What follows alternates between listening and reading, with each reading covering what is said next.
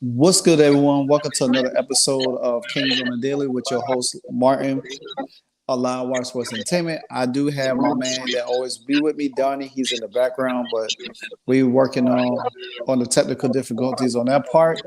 We will cover tonight the unfortunate loss to North Carolina by the Miami Hurricanes, but you know how we do about this time.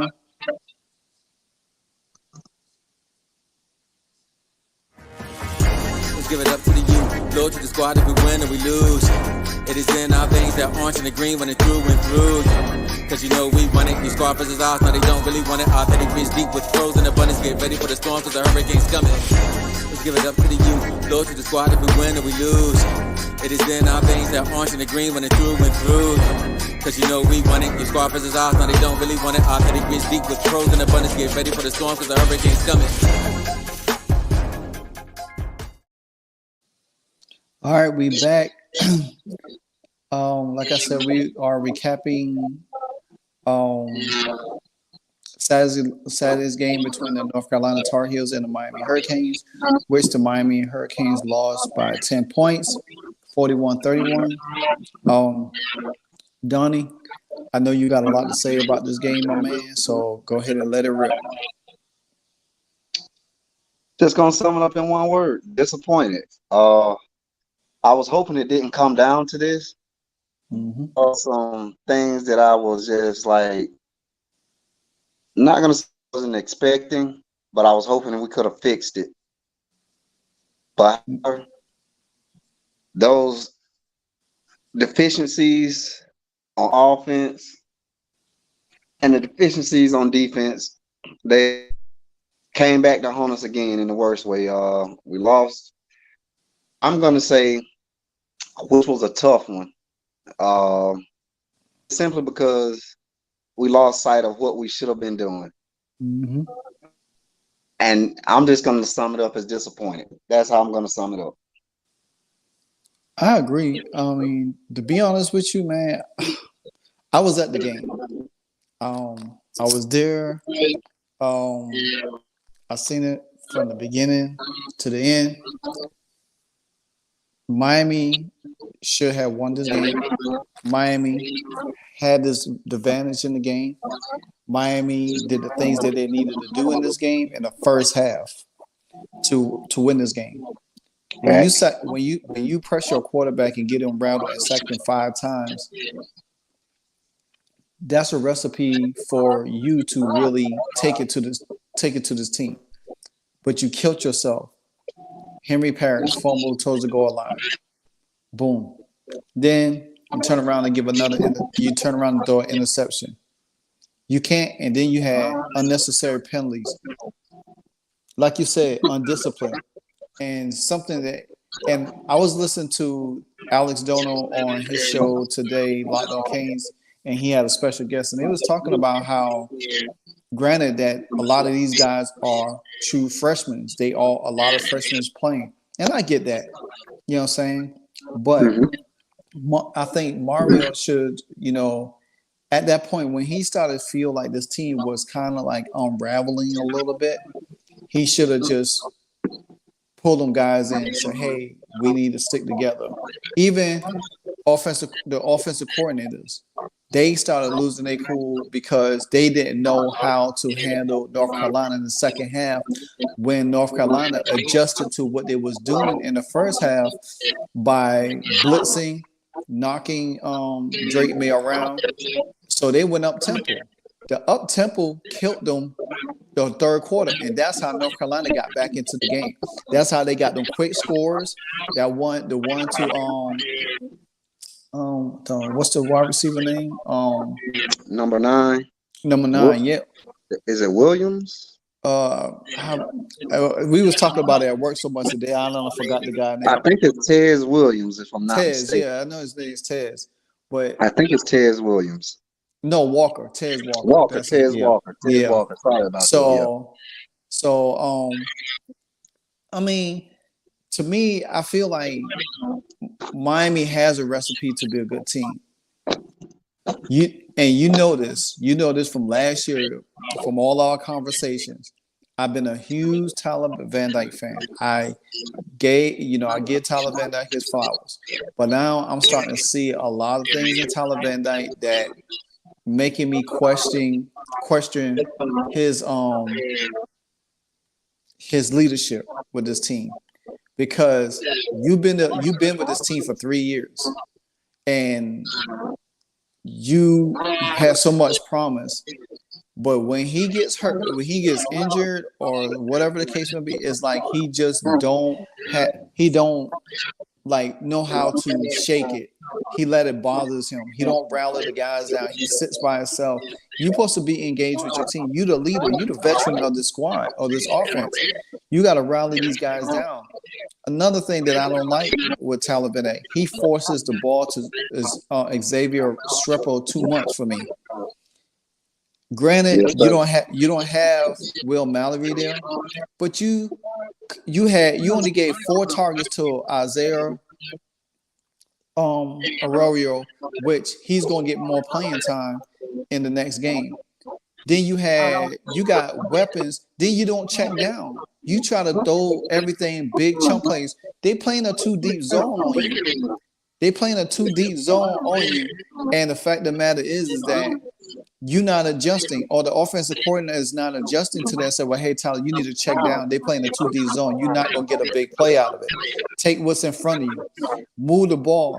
They was doing that. They ran the ball effectively. They got away from that, and then they went into halftime with a 17-10 lead, a game that they should have came back out saying, hey, you know what? Okay, we got we need to continue doing what we're supposed to do. I don't know what's going on with Tyler.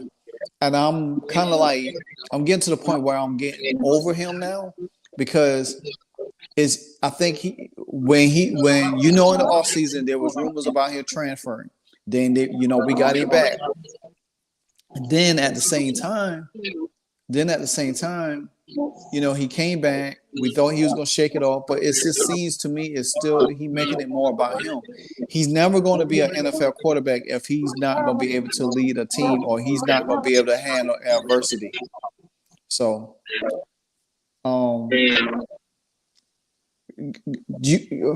give me your analysis of him right now. What you think about him? What you think you should see going forward with him, or could anything be better with him? Of course, man, it's 3 things that stick out with me when it comes to Tyler Van Dyke. Now, I noticed in the first half, North Carolina's defense was primarily man.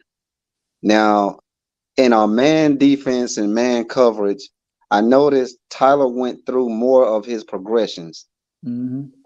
Versus a zone where he just laser locked on Restrepo, or laser locked on Young or George, and didn't go through his progressions. That zone was really giving him trouble. That's the first thing. The second thing, as a QB, the coach calls the plays. I get it. Throw the ball to the running backs. And you brought this up earlier. A 2 deep zone, you hit them underneath with the speed we got. You exploit that defense, because from what I looked at the stats and just a little bit that I watched on North Carolina, they were not a great group of tacklers. Now, they did have some that made outstanding tackles, but as a whole, no. So throw it to the running backs. Also, the tight ends. Get the tight ends more involved. Third thing, Tyler has to, and you hit the nail on the head, take more of a leadership role, and he has to. The key ingredient here is have a sense of urgency. When they went up tempo on us, we should have went up tempo on them.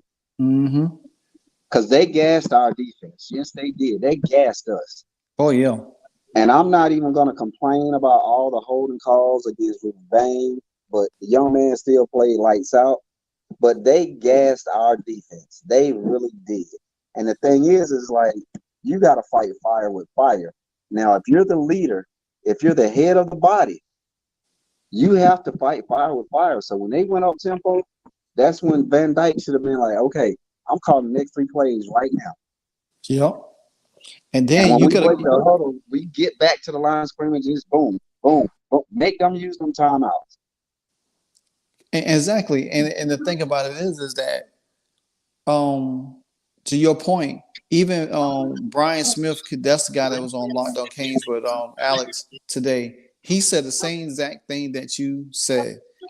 Tyler has trouble with zone. Yes. But when it's man, he'll carve you up all day long. But zone is like he cannot read the defense. Because remember, Xavier's triple was in the flat, but he was wide open. But Tyler didn't even see the linebacker in front of him. He threw it right to the linebacker, a drive that it was at the 45, and that could have got them over the 50, close to the 50 or over the 50, and they had a chance to move the ball. Miami was moving the ball on North Carolina. They kept killing themselves every time. If it wasn't a fumble, it was a sack or some kind of interception or something that they was going to kill themselves for. And like I was telling one of the guys that he's a North Carolina fan that works on my job, I told him, y'all ain't did nothing. I said, yeah, Walker had 3 touchdowns, but y'all really didn't do anything. I said, what really got y'all in the game and really hurt Miami when y'all went up tempo. I said, if y'all didn't go up tempo, you really think y'all was going to beat us? I don't think y'all would have. Y'all wouldn't have beat us because the way we was playing y'all in the first half, if y'all didn't adjust to that, we would have continued to rattle Drake May. He wasn't even getting the ball. After a while, and another thing too, our offense stopped stalling. We kept putting ourselves in bad positions, keep giving the ball back to North Carolina. What you think our defense is going to do? Get tired. They're not going to be able to hold up like they was. And like you said, they was getting gashed by the run. And you know something that Miami was great in the whole year is the run game. So all of a sudden they start getting gashed for no reason. Yeah, but I think, and I wanna expound on this with the defense. I gotta quote the great Jimmy Johnson here, one of the greatest coaches of all time, not just for the U, but of all time. He had a quote. He said, "Fatigue will turn anybody into a coward," and that's what happened to our defense in that middle stretch of the third quarter. Because when they brought the power back in, when North Carolina brought the power back in, and this is something I want to focus on. Okay. A lot of people know that Tyler had 400 yards passing, if I'm not mistaken. Mm-hmm. Okay, look at how many rush yards North Carolina had. They had over 200 again. This continues to happen. It's like a dream I can't wake up from. It's deja vu. So when they went up tempo, they were feeding the back, and they were feeding what's his name, Tez Walker, right? Mm-hmm. When they were feeding him, it was like that was the run basically set up that pass, and then everybody in our secondary had the same exact thought: pick the ball off instead of containment, make the tackle. But I get it. When the fatigue sets in, the brain stops. Mm-hmm. And it was basically, you could see it coming a mile away. When they scored the second touchdown in the third quarter, I was like, our defense is done. And I saw 2 things, and I'm just going to hit on real quick. One, we don't have the depth. That's true. And true, we have freshmen there. They're getting experience. So the depth and the leadership will be coming. But these are just some of the growing pains we got to go through. And second, I noticed that, and I hate to say this in a bad way, but it's like a lot of our guys try to play hero ball in the secondary. It's like we cannot play hero ball. I mean, you have to use the fundamentals. It's no way, if you're a safety, that the wideout should be over the top of you. And this happens, I mean, so consistently that when it doesn't happen, I'm like, did the receiver slip on that route? But it's just the things I know from watching the game, playing the game, and being a part of the game, that it's certain things you can't allow. And the thing is like, if we go back to discipline, the unnecessary penalties, the unnecessary mental lapses, of basically like, if you're a safety, there's no way that someone should be behind you. Agree. And that's what I wanted to focus on. And the thing is like, I figured that will get better with time. One, when we have more depth, and two, once our true freshmen get more time on the field. But at the same time, it's almost like, and I can't say this with 100% accuracy, but it's like sometimes it seems, and again, this is my opinion, not a fact, it seems like the moment is just too big for some of our players. Those lights are too bright. These night games that we have played, and we got another one coming up, we have absolutely looked like garbage at times. Yeah. More often than not, under those bright lights. And another thing too, Drake May only had 273 yards. 132 of them was to Walker. Now we hold him under 300 yards. He was sacked 5 times, but he had 4 touchdown passes. Hampton, in the second half, when we kept putting our defense back on field, he almost had 200 yards rushing. That's the game right there. Yep. 197. That's the game. Because if you tell me that if Miami was able to shut down the run and hold Drake May to 273, who wins the game? Miami. Thank you. So the offense got to help the defense out. You cannot sit there and turn the ball over, make bad decisions on offense, expect for your defense that's been playing great all year to go in there and hold up for 4 quarters and not being rested, no depth, and all of a sudden you getting gashed, and then guess what? Your receivers going to your secondary is going to give up plays because they're tired. There's nobody to help them. They're out of position. They trying to focus so much on the run. Like you said, they all trying to make plays, but they're not playing together because they scrambling, because now they getting exposed. And that's what they did. They relied on the running game to set up the pass. But if the offense from Miami had took care of the ball and put some points up, Miami could have easily had 21 points in the first quarter or the first half, rather either or. They could have. You tell me Henry Parrish had 73 yards rushing, Chaney had 23, Allen had 13. I don't even count Tyler Van Dyke.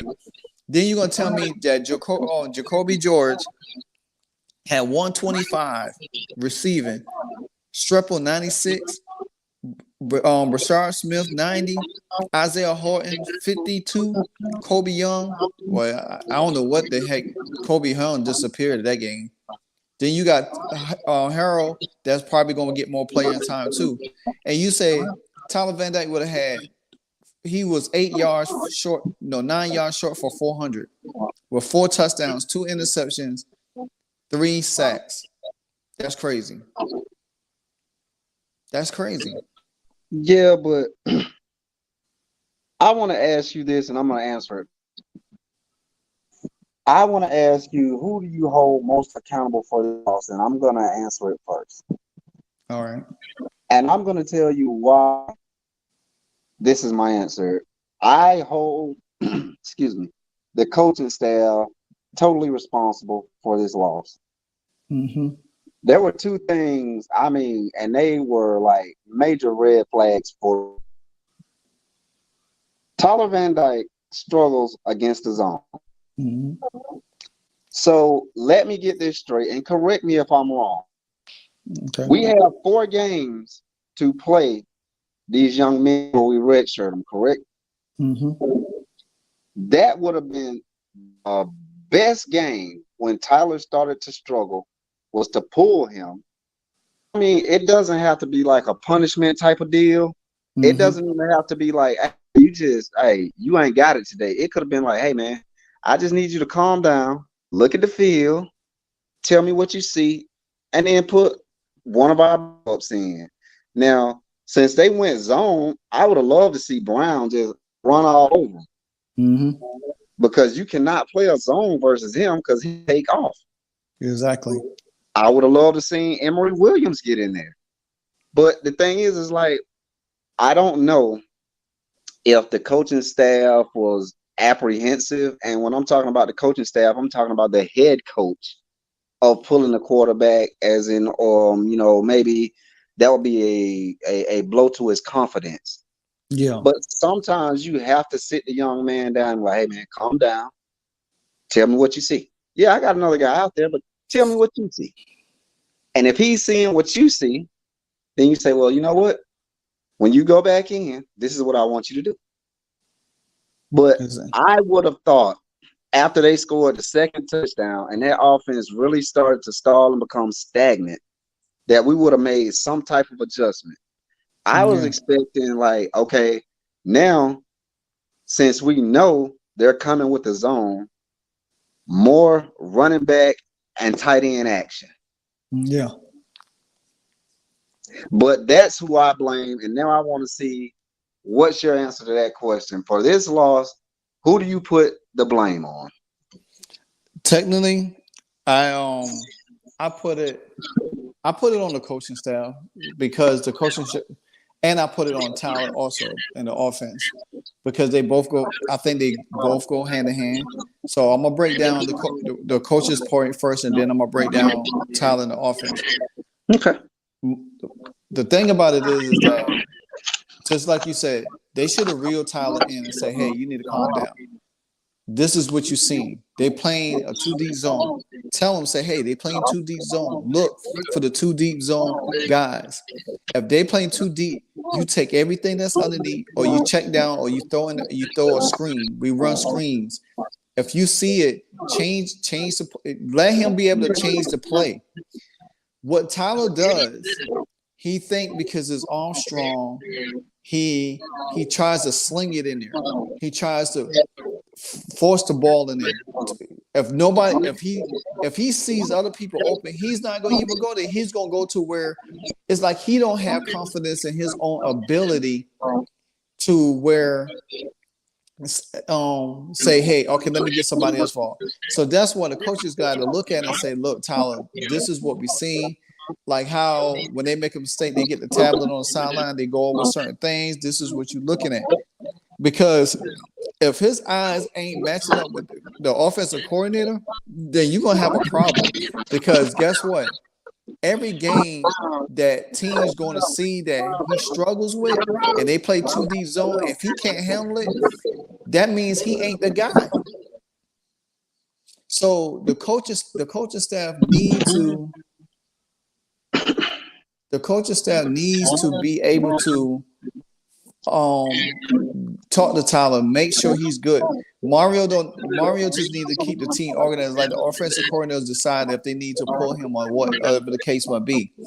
But Tyler been there to me. This is his 3rd offense. He's learned. He's in. But at the same time, as a veteran, you should be able to recognize defenses. You know what I'm saying? Yeah, I'm not going to sit there. If it was Emory Williams or if it was Ja'Cory Brown, I would say, okay, they're young. Ja'Cory's still raw. But Tyler been there for at least 3 to 4 years. Like I said, you've been in different offenses, but at the same time, you should be able to recognize defenses. You should be able to know a cover 2 when you see it, or 2-man or 2 deep zone. You should be able to know that. You know what I'm saying? Because guess what? Guess what Mac Brown did? They recognized when Drake was getting hit so much. We was pressuring, we was knocking him down, we was sacking him. The first thing they did when they came out the second half, they ran up tempo. They blitzed Miami hard and fast. And the thing about it is Miami could not recover. And that's when Lance Guidry should have said, boom, timeout, settle down. They blitzing us. We need to play a little bit, a little bit more tighter. We got to get to the court. We got to find a way to get to the quarterback again, or change up the coverage. of the defense to make them think, where you could be able to play the run and the pass at the same time. So that part I put on the coaches. And plus, because you know why? Lance Gitchery cost us a 15-yard penalty in the game. So, and I was not cool with that because we had them pushed back into their deep in their end zone, and then he ended up giving them a first down by trying to get a timeout when call a timeout. So now let's go to the offense side. I think, to me, like I said, we don't talk about Tyler. I think Tyler is a decent guy. I think he's a decent quarterback. I don't think he's a great quarterback. I mean, like I said, I had high hopes for him because I believed in him, but he's starting to show cracks where mentally he can't handle it.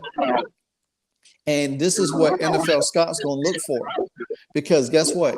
He ain't going to get picked in the first round. He might not get picked to the third or the fifth round, maybe sixth. Because if you can't process and you can't read defenses, there ain't no chance that an NFL team is going to take you. Because guess what? You get in the NFL, you got somebody that like Aaron Donald Chase coming up to you, and you heard Geno Smith say, "Oh shit!" early in the year when he saw Aaron Donald came up the middle on him. What you gonna do when somebody's like that come blitzing through the middle? You're not gonna have time to process it, and then you gotta think Tyler ain't that mobile either. You know what I'm saying? I think that's another thing that hurts Miami.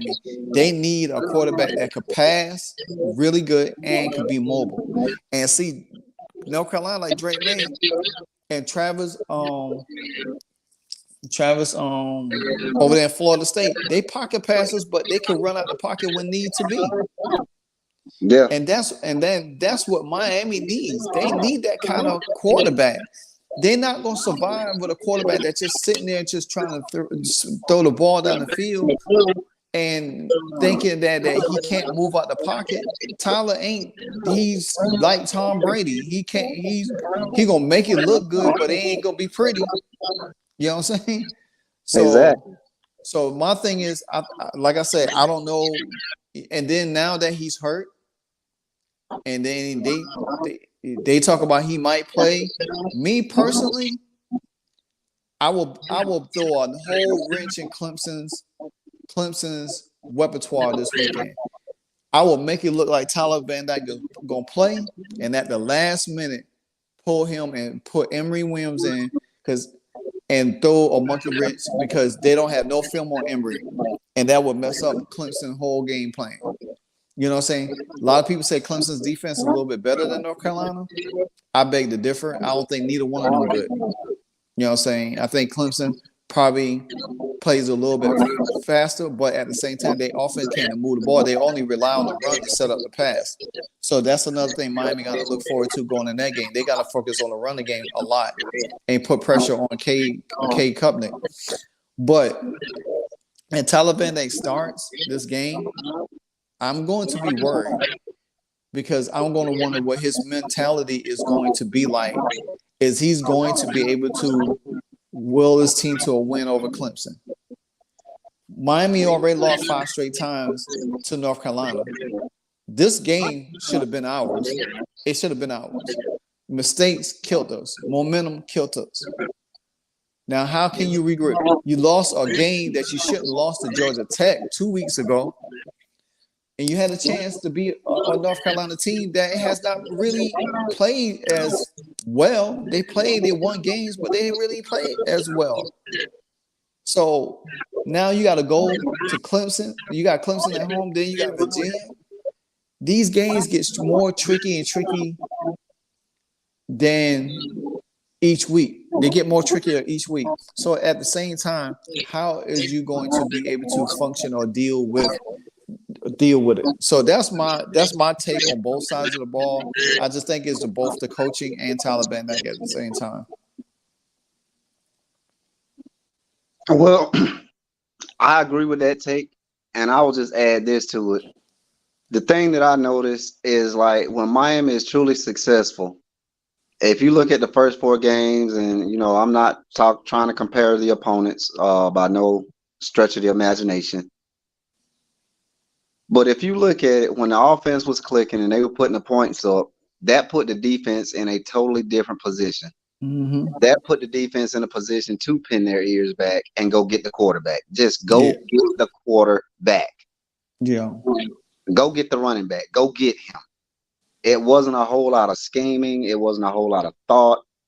But I noticed that when we get in a situation, and I hate to say this, but it's almost like Miami is like a junior version of the Dallas Cowboys. If they can't pressure you by being up with their defense blitzing, they lose the game. If it's a game where they've got to drive the field and they can't afford to make any mistakes, they make plenty of mistakes and they shoot themselves in the foot countless times. And then the hole is so deep, it's like you can't crawl out of it. It's like at this point, you basically are trying to put a Band-Aid on a gaping wound. We're just bleeding out. And that's the thing. It gets to a point to where Miami will put themselves so far behind the 8 ball that it's like it's impossible. And I was like, to be honest with you, looking at the final stats and looking at the final score, that game could have been a lot worse. Now, I will give Miami credit for this. They did not quit. No. They did not quit. But the thing is I felt like, again, and I'm just going to touch this real quick because I want to make this point. With the coaching staff, I felt like some adjustments should have been made. I was like, the thing is like, if Tyler is laser locking on these receivers, sit Restrepo down for a couple plays, put Rashard Smith in his place. Let's see what happens. Switch him out. Let's see if he's still going to continue to look that way. Will that maybe force him to look elsewhere? Maybe. And that's a big maybe. That depends on if he has the time in the pocket. Now, I noticed when they started blitzing and we didn't have time in the pocket, he did not want to get hit. I mean, he took a pretty nasty blow in that game. He did not want to get hit again. So the thing is like at that point, the key for me was adjustments. I would have loved to see, like I said earlier, another quarterback come in. I would have loved to see Miami just go to basically at this point, we're down, we're behind. Now let's go to the air raid. Don't totally scrap the run game, but let's go to the air raid. I mean, let's just air it out. They're on a two deep zone. Okay. Where was the flea flicker this last week or Saturday? I'm sorry. Where was the flea flicker Saturday? Where was all of this? We've got it in the arsenal. Why are we not using it more often? I was like, you got to do something because, like, in my honest opinion, Mac Brown, and my hat goes off to him, he is a grizzled veteran. This man can flat out coach. It does not matter. He can flat out coach. And Mario just got out coached. And I got a sneaky suspicion that if Miami is not firing on all cylinders on Saturday night, Dabo will again out-coach Mario. And the thing about it is, Dabo, even though they not looking good, they still will be able. And matter of fact, we're gonna move on from the North Carolina game, and we're gonna preview the Clemson game. Now, since we already talked about Clemson, even though Clemson doesn't look bad, I think this is a year Miami should be able to get them. But like you said, if Miami goes in and half stepping, me personally, I look at it like this: if Tyler Van Dyke is struggling in the first half, we gotta find somebody else that does spark us. We can't just sit there and hope that Tyler Van Dyke kicks it in after we getting down 3 touchdowns or so, and then the game is about over. Then all of a sudden we coming back and making it look good. If he's struggling in the first half, turning the ball over, whatnot, We got to go with somebody else because if Miami gets momentum and we start turning the ball over, guess what's going to happen? The other team is going to be able to take that momentum and run away with it, and we're not going to be able to shake it. We got too many young guys, too many weapons on offense for us not to be able to get the ball around, spread that ball around. I look at a lot of we do too, and I look at teams that spread the ball around. They don't lock on one guy, even though they got a main guy. They got a main guy. It just I feel like they can definitely open up on Clemson because all they got to do look back at Clemson's last couple of games and to say, hey, okay, this is what these teams were doing. You can run over. Yeah, Clemson's defense is going to be tough, but if Tyler Van Ness can't handle the pressure and he stopped making mistakes, you're going to have to remove him out there because our offensive line is not that bad that we can't. And even though we got all these running backs, I still say Chris Johnson Jr. needs to get some playing time. We need a change of pace guy that can hit hard, get these big chunk yardage. I understand Henry Parrish is that guy, but he's not Chris Johnson. I love Henry Parrish. Don't get me wrong. He's had to play the integral part and for Miami last year and this year. But we rotate so many running backs out. But most of them are power running backs. We need a guy that could you do a toss or a screen pass to him and let him just flat out go. Break down the defense. What's good, Saijin? Life is Real TV is in there. He said Gators. Oh, that's another conference for another day, my man. But the thing about it, I think, like I said, I really think this is an 8:00 game. I feel like Miami should win this game. I really do feel like Miami should win this game. I just don't want us to go in there because we're already on a 2-game losing streak. We can't go in there and lose to Clemson after just losing to North Carolina. Yeah, we did put up 31. That's a great thing. We put up 31 points. Let's put up 31 on Clemson. Let's put up 31 on Clemson and make Clemson have to chase us. You know what I'm saying? That's what I want to see. Let Clemson chase us. So, give me for defense. Give me the 3 keys for the defense to slow down Clemson. The first and foremost thing is we know what Clemson's offense is. It's one person. It's Shipley. You have to stop Shipley. There has to be a way that this Miami team can stop the run and keep Shipley in check and make the quarterback beat us. And the thing is from the few games I've watched Clemson, I have not seen them stretch the field a lot. They don't have a lot of receivers that I saw that can stretch the field. So the thing is now the secondary has to be disciplined. You cannot allow anybody to get behind you. You keep everything in front of you. So what if it's a completion? You live to fight another down versus giving up a touchdown. Number 3, and the most important thing for the defense, no stupid penalties, including the coordinator. Yeah. That's how you beat Clemson. You stop Shipley, you maintain the coverage, and you don't hurt yourselves with penalties. You don't give away yards.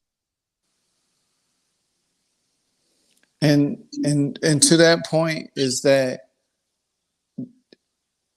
I always worry about the run defense with I always worry about that. I always worry about the run defense with them. I always worry about how Miami handle these guys that could really run the ball. if you like you said, if you Miami focus on Shipley, just I mean, they I won't put it past Clemson that to try to mess with Miami to throw the ball some. Uh, um, I so I feel like focus on Shipley, but don't get so caught up into Shipley where that allow K Company to just start teeing off on some receivers, regardless of how they are or whatever the case may be. So my thing is this here is Miami gonna have to come out and punch Clemson in the mouth straight up. They can't sit there and play around with them. They can't allow Clemson to get comfortable and hang around because guess what? Clemson hung around with Florida State. Could have beat them. Yep. You know what I'm saying? So Clemson they still that program. I mean, they have had our number too. So my thing is this here is that Miami gonna have to go in there, punch Clemson in the mouth, start right out the gate, and then make them think twice. If they sit around there, get one or two drives, and all of a sudden they stall out, and then the next thing you know, boom, Clemson finally gets a score on the board. Then Miami have to turn around and have to have this such an urgency that they got to go down and score. Score first, let the defense hold them, score again, let the defense hold them, try to score a third time, make Clemson uncomfortable. These teams, you got to make them uncomfortable. If you was able to make North Carolina and Drake May uncomfortable Saturday, you in the first half, you sure could make Cade Klubnik very uncomfortable because he ain't half the quarterback that Drake May is. You know what I'm saying? Now he will run out the pocket. I started to see him run out the pocket a little bit more. So you got to be aware of that also. Well, my thing is this too. When it comes to Clemson, Miami has to have a different mindset. Mm-hmm. Two, one thing we got to get out of the way first. We got to get the bad taste of Georgia Tech and North Carolina out of our mouths. That's done. We can't go back. We can't fix it. Coming into this week versus Clemson, we need the offense to be up-tempo and aggressive, but yet we need the defense to be passive-aggressive. We need to pick and choose our shots. Now, we need to constantly pressure him because what we want to do, we want to stop the run or at least slow the run down to where Cade has to beat us with his arm. Yeah. At the same time, we still have to stay disciplined and we have to pick and choose our shots. And like I said earlier, the hero ball has to stop. Just rely on the fundamentals. Lock your man up. Stay in your lane. Make the tackle. Live to fight another down. Because the thing is like the more pressure you put on them, like for example, if Miami can get them in a situation as to where they have like consecutive drives of over 80 yards and they come away with a field goal, that's a victory for us. Oh, but yeah. at the same time, it get hard on the quarterback because he's like, I gotta punch this in the end zone. So that's when hopefully he will have a mental lapse and he will start turning the ball over because we have to win the turnover battle and we have to win the penalties. I mean, we cannot penalize ourselves and put ourselves behind that proverbial 8 ball again because Dabo is very, very cunning.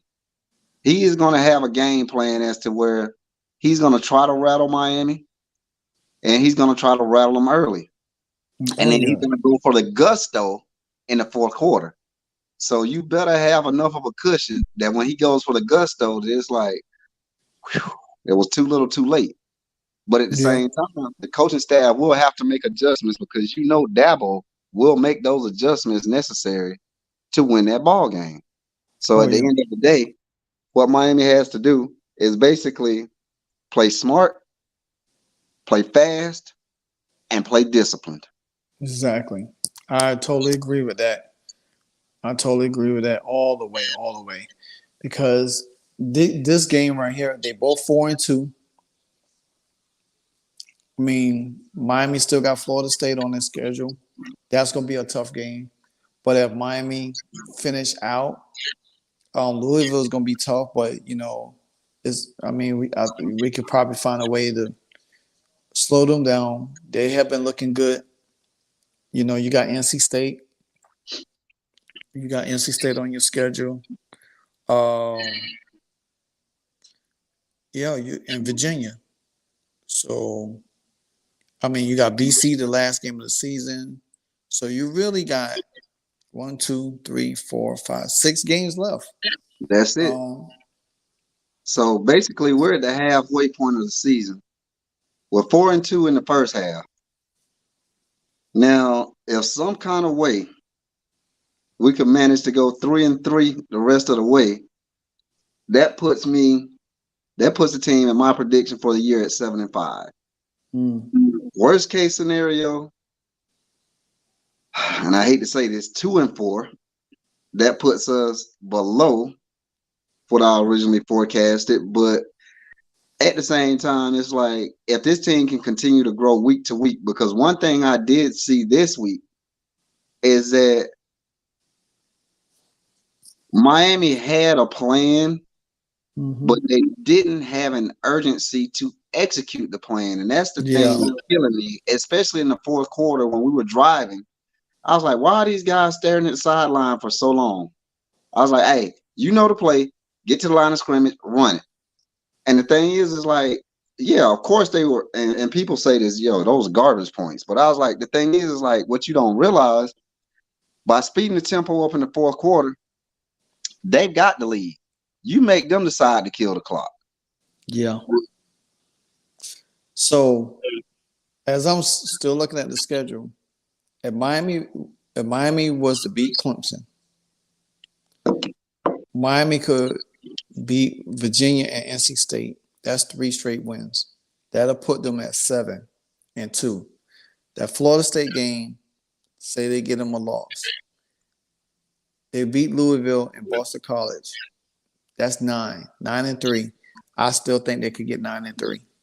I think despite the 2 blunder games, the Georgia Tech game, that could have gave them a 10-win season right there. 10-2. 10-2 on the season. That's what it could be looking like.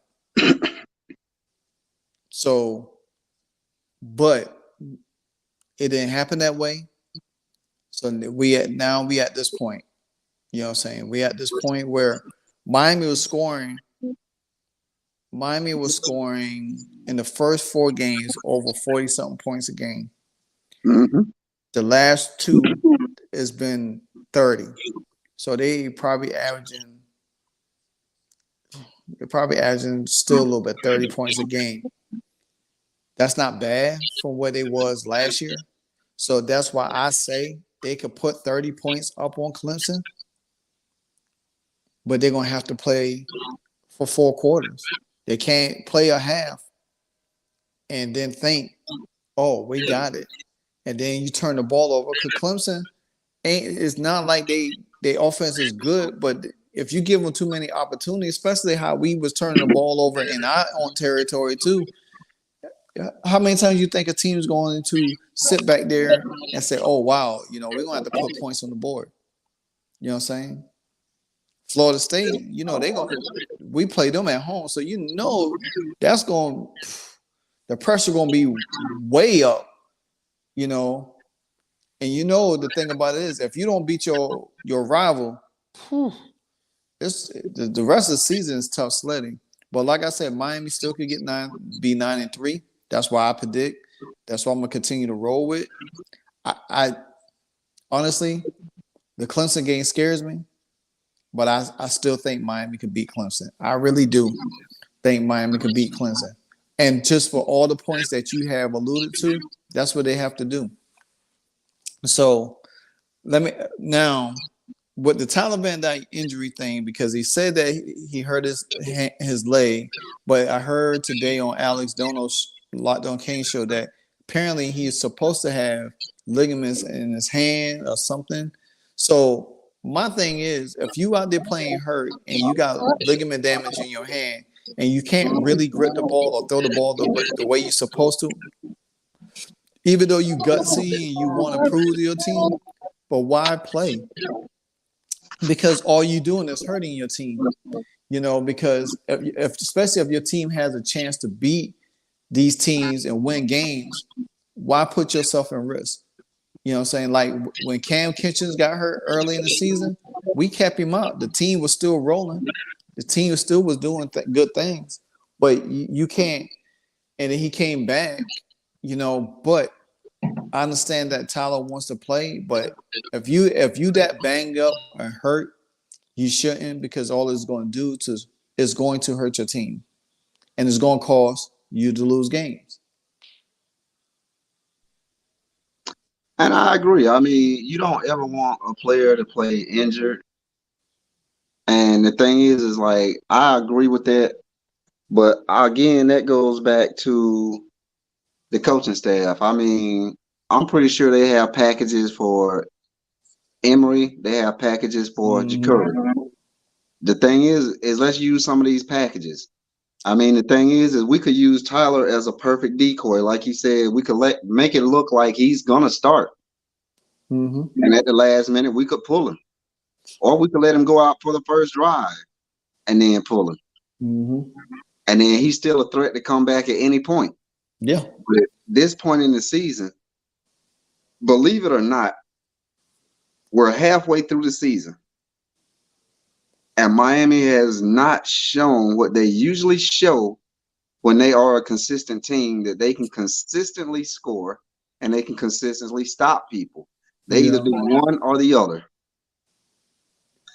So with that being said, this Clemson game, this is going to be a real test to see if Miami is really who they say they are, or B, if it's just the same old Miami, just a different day. Yeah. I'm going to make you laugh real quick, because when you brought up Emory and Jacory, the North Carolina was a perfect game to bring Jacory in as a runner. Exactly. It was perfect, especially in the first half. Man, you could have brought him in there. Hey, you could have thrown a package out there to where you could have made Tyler Van Dyke go out as a wide receiver. Exactly. And had Jacory back in the backfield. You would have easily made North Carolina look like, oh, we got to cover him. And then Jacory just takes off running. Boom. You know what I'm saying? He takes off running. That would have loosened up the defense right there. Because guess what? Because anytime he was to come in the game, then that'll make them think he's going to run. Then you could easily do a swing pass to Tyler where he could throw down the field. There's so many ways that they could attack. They could attack North Carolina and didn't do it. They didn't do it at all. Even if you brought Emory Williams in and used Tyler Van Dyke, at least you still had two throwers of the football, because guess what? You could have fake pump to Tyler like you're going to throw it to him. Then you got somebody down the field, Kobe Young or Jacoby George or whoever, you could have thrown the ball to, and boom, that would have been a breakout. So there was, I don't understand, because guess what? North Carolina doing, they gonna throw everything they can, because guess what? They're gonna feel like, okay, Miami can't stop us. They can't stop this. So that's what I wanted to see. And I hope they could implement something like that in the Clemson game, because Clemson's gonna try every trick, because they know if they can't physically move Miami's defense, they're gonna have to try some trickery. They're gonna have to try some trick plays to really get Miami off their toes.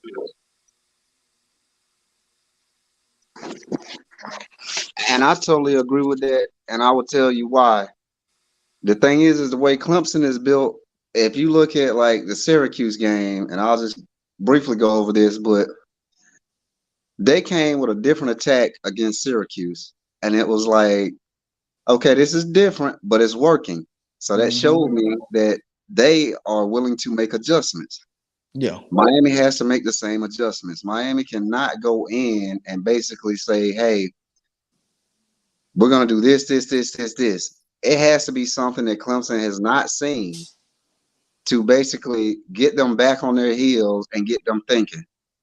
And we've got to do it on both sides of the ball. And lastly, the most important phase of the game will be special teams. We cannot afford to miss any field goals. We cannot afford to miss any extra points, and we cannot afford to kick the ball out of bounds during the kickoffs. I mean, everything has to be straight down the middle. I mean, we've got to be extremely disciplined because Dabo is basically playing chess. And if Mario is playing checkers, we'll lose this game. But if he plays chess and he trusts the coordinators, and that's the thing, he needs to trust the coordinators. If the coordinators say, hey, we want to go up tempo, and he's like, no, 3 yards in a cloud of dust, they need to be able to override Mario and say, hey, man, we're going for it. We foot on the gas, let's go. Cut the brake line, no brakes, all gas, no brakes. And it's got to be that way because now it's a desperation. This is a must-win. I've heard a lot of people say last week was a must-win game. No, this week is a must-win game. Oh yeah, definitely is.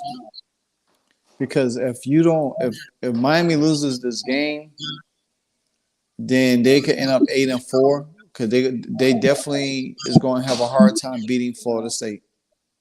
That's the one game I say Florida State is like. But then again, Miami could shock us again because you never know what Miami Hurricane team is going to show up. The one from the first half of the season or the one that's been on the roller coaster for the last 2 games. So, I mean, that's just where I feel that Miami could, wiggle their way around. They gotta. This team is a tale of 2 teams. They could play really great, or they could play really bad. Exactly, the cardiac Canes. Yeah, more like the heart attack Kings. Because man, I really don't know what the coaching staff was thinking Saturday, but nonetheless, but I don't know how recruiting looking now. I don't know how recruiting has impacted them so far since they lost back-to-back games. And this is another game going against Clemson that you're going to have to get some recruits to eye you and say, hey, okay, we want to come here. Because you lose to Clemson. Clemson is not going to stay bad forever. They're not going to be like this forever. Florida State is already rising. Louisville looking good. Then you're going to have Stanford coming in, a team that you don't know what they're going to be like. Then you got a really good SMU team that's going to come in. So, and then who you got? We got Washington State coming into it, and they playing good. So there's no marginal room for errors for Miami no more. All of these passes and say, okay, yeah, this is Mario's second year. He had to go through a lot of changes. I get it. I grant it. I ain't the one to call for a job. There was a lot of people Saturday night saying, you know what, if Mario don't get it together year 3, he needs to be gone. That's just what was told to me from fans in the stands. And I was like, I mean, you got to think that Mario first year was a disaster because you had Josh Gaddis as offensive coordinator. Then some people turn around and calling Shannon Dawson Josh Gaddis 2.0. But you got to think, we have not put up points like this with Josh Gaddis. So there is a great improvement in scoring and yardage production with Shannon Dawson. The consistency level just got to be there a little bit more. That's the main thing. But a lot of people, I don't think Mario's going anywhere because I think he's still got to build depth. He's going to have to build deeper into the trenches. And he got to definitely go ahead to get him some nose tackles too. You know what I'm saying? He's going to have a lot of depth everywhere coming in next season. Next year's class does look good. But at the same time, you're gonna have to have depth because you playing a lot of true freshmen this year, like I alluded to early in the show. And I just don't feel like people trying to be impatient. Winning takes time. Whether our expectation is high or in the middle of the road or low, it takes time. We can't just keep recycling through coaches and expect the same and still get the same result. Because guess what? A university or they not gonna be continue to fork out money to coaches that ain't doing well, or they just another big name. Because I think I don't want Mario to go nowhere because I think he's going to turn it around. But say for instance, if he doesn't, and we move on somebody, I'd rather go hire somebody like a Shannon Dawson or Lance Guthrie from a lower college and bring them up. Because guess what? They're going to bring all their resources.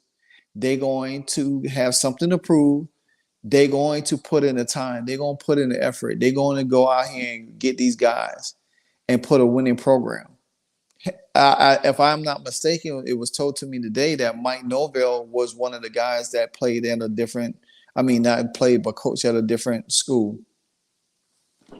That's correct. Yeah, Mike Norvell. If I'm not mistaken, Mike Norvell, he was at Memphis. Yeah, I believe so. Yeah, he was at Memphis, and like I said, as far as it goes with the coaches, I'm not willing to basically just sell the farm and get rid of Mario. I'm not. But what I am willing and what I'm wanting is for Mario to basically loosen the reins a little bit, trust that offensive coordinator, trust Mr. Dawson more, trust Mr. Guthrie more. Let them execute their game plan. Yeah. Don't basically let them call what they want to call and then you overstep it. Just trust them. Yeah. And let's see how it plays out. Because the thing is I would trust Shannon Dawson if he said, you know what, hey coach, we're putting Ja'Curry in on this play. I got a package for him. Let's go. Yeah. And then if Guidry say, you know what, I'm pulling Bane on this play because I want to put this guy here, I'm trusting. And the thing is I agree. We do have to get more depth. That's obvious. But at the same time, we got to trust our coaching staff. And right now, that's kind of hard to do because they betrayed us 2 weeks in a row. 2 weeks in a row. But like I said, again, I'm not willing to sell the farm and get rid of Mario because the thing is, I look at it, like you said, and you brought up Mike Norvell. And if I'm not mistaken, like I said, he came from Memphis. But the thing is it's really not the coach. It's a supporting staff. And I think Mike trusts his staff a lot more than Mario does. Yeah. And that's the thing. Like I said, Mario, I know he got to build, closeness with these guys. It's not like how he was at Oregon and everything like that. But at the same time, he gonna have to, like you said, trust his team, loud on the coach, because they've been successful at other places. Let them coach. Let them show you what they can do. And we gotta quit protecting Tyler Van Dyke.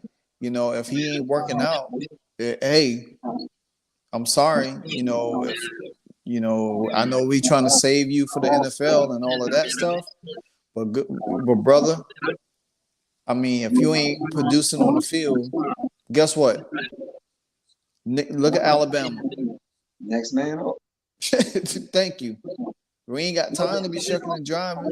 We can't do it like Colorado because Deion's the coach and his son is there, so his son is going to start. But let me say this: if Tyler Van Dyke took as many sacks than Shedeur took this year, and put up the number and not put up the numbers, he would have been on the bench. Of course. Of course. There's no debate there, of course. But one thing that I don't understand about Miami is from what I've seen so far, there is not a next man up mentality. Yeah. And it's got to be a next man up mentality. It's got to be that Emory and Ja'Cory are ready to go at the drop of a dime.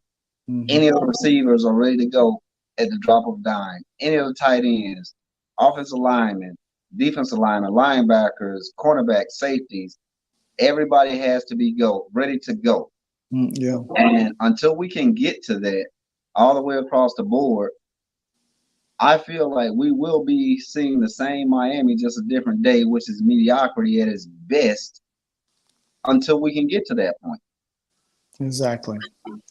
So with that being said,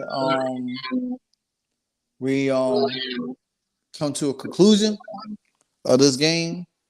I know we still got some water bets, but we'll revisit that towards the end of the week or so. You know what I'm saying? Okay. But all in all, great show. I didn't do a video. I didn't do a video recap after the game. I said I would just wait to do the show, and I already had a lot to deal. To do and deal with. But not again. This is another episode of Canes on the Daily with myself and Donnie. You can always find us on YouTube, Twitter, also and Instagram. We'll always be here 8 o'clock on Tuesday nights. Depends on what, in life always throws those occur, but always Tuesday nights at 8 p.m. You can always find me. You never know who I might have on the show. Sometimes it might be my friend Alex, or it could be some other guys. Who knows? But you have to stay tuned and watch, because there's always going to be great information on our Hurricanes, even though they should be playing better. But hey, I think we are moving in the right direction. I think we way better than we was last year. We still got young guys. We still need to add a little bit pieces here and there. But hey, long as we still on the same path and on staying track to get to success, then hey, I'm all for it. But until then, the next time, I will see you. Go Canes.